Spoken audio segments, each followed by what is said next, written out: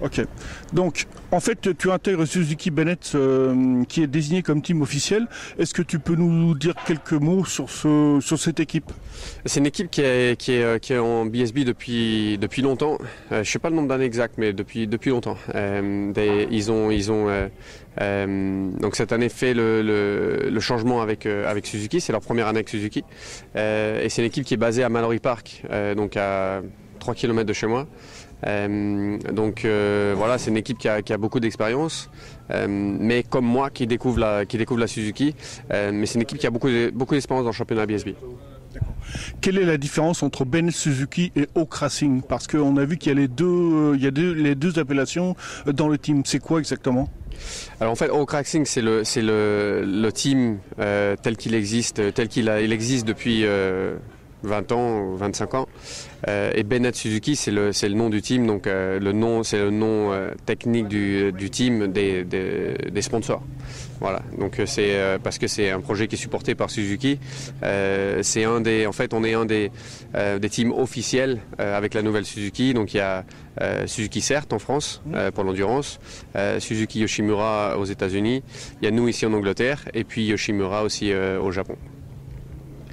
Toi qui as connu les machines en Mondial Superbike et maintenant les machines en British Superbike, c'est quoi la différence entre ces deux types de catégories, ces deux types de championnats?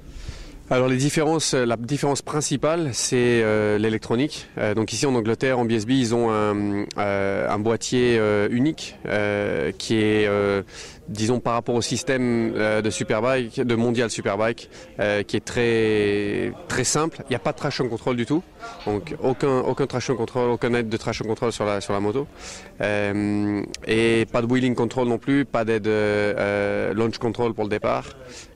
Donc on fait des stratégies de frein moteur qui sont assez basiques, et donc disons on se prend pas la tête avec le traction parce qu'il n'y en a pas. Donc c'est quelque chose pour moi aussi où il faut que je m'adapte, parce que c'est des motos qui ont, au niveau moteur, c'est des motos qui sont très proches des puissances de Mondial Superbike. Le règlement est très proche. Par contre, sans traction, c'est du sport, quoi. Oui, c'est pour ça qu'on a vu des belles chutes à Brands Hatch. Oui, ça fait partie aussi de la donne, donc il faut bien sûr faire attention. Les motos sont contrôlées différemment, et c'est bon pour le spectacle. Un peu moins pour nous, un peu moins pour les pilotes. Ouais. Vingatoli, effectivement, tu arrives au British Superbike avec un nouveau challenge entre les mains, c'est de développer, de développer la nouvelle Suzuki GSX-R, et tu fais connaissance d'un nouveau team avec qui tu n'as jamais travaillé auparavant. Voilà, donc il y a un challenge sur tous les fronts en fait. Après, pour moi c'est très intéressant d'utiliser mon expérience pour essayer de faire progresser cette machine, même si la donne est différente par rapport au Mondial Superbike, donc notamment avec les règles, le règlement sur l'électronique. Il y a quand même des points intéressants où je peux aider avec mon expérience. Maintenant, voilà, je découvre l'équipe aussi. Je découvre aussi pas mal de circuits. Les circuits ici en Angleterre, des circuits comme Woolton Park, comme Cardwell Park, comme tous les circuits en fait. À part Donington et Silverstone, c'est tous des circuits qui sont, disons, différents, quoi. Ici, Woolton Park, c'est moitié motocross, moitié, il y a des sauts de partout, des wheelings de partout.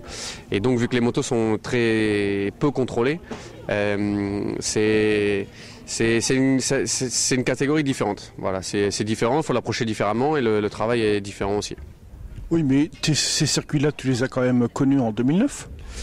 Certains oui et certains non, parce qu'en 2009 je m'étais blessé très tôt dans la saison, une grosse blessure à la jambe, et donc il y a pas mal de circuits que j'avais pas fait ou que j'avais fait en étant blessé, et puis c'était il y a 10 ans, donc presque 10 ans, donc il faut retrouver les automatismes. C'est vrai qu'en revenant ici à Woolton Park, j'avais roulé ici à Woolton Park, j'avais fait la course, mais je me rappelais plus que c'était aussi différent. Okay.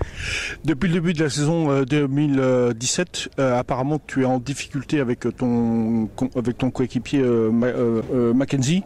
Sur quoi porte, on va dire, l'essentiel des difficultés ? La difficulté, la première difficulté, c'est que le championnat ici est très relevé, avec des machines qui sont très bonnes, des teams qui ont beaucoup d'expérience et des pilotes qui ont aussi beaucoup d'expérience et qui sont vite. Les pilotes ici connaissent très très bien les circuits et ouais, comme je l'ai dit, le top 15, ça roule très vite.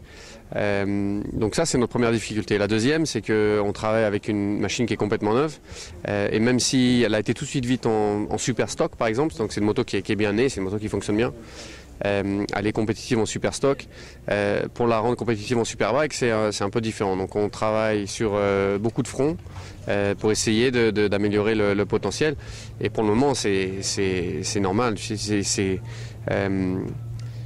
Tous les constructeurs ça prend du temps. Ça prend du temps, donc on reste patient, on travaille coude à coude pour essayer d'améliorer les résultats, mais on est tous conscients du challenge qui est devant nous.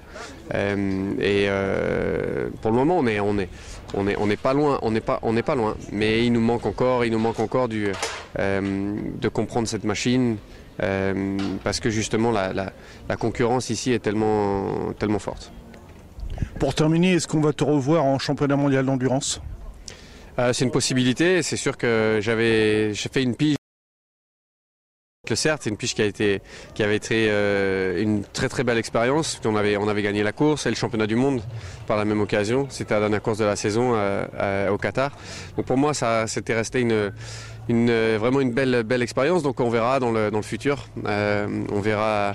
C'est une belle catégorie l'expérience, l'endurance, et c'est aussi une catégorie qui en ce moment est en train de prendre de l'essor. Donc c'est une catégorie intéressante. Et comme on le voit maintenant, même les courses de 24 heures, là j'ai suivi les dernières 24 heures du Mans, c'est des courses de vitesse de 24 heures, quoi. Donc c'est intéressant. Donc oui, je pense que dans le futur. Merci beaucoup Sylvain. Merci.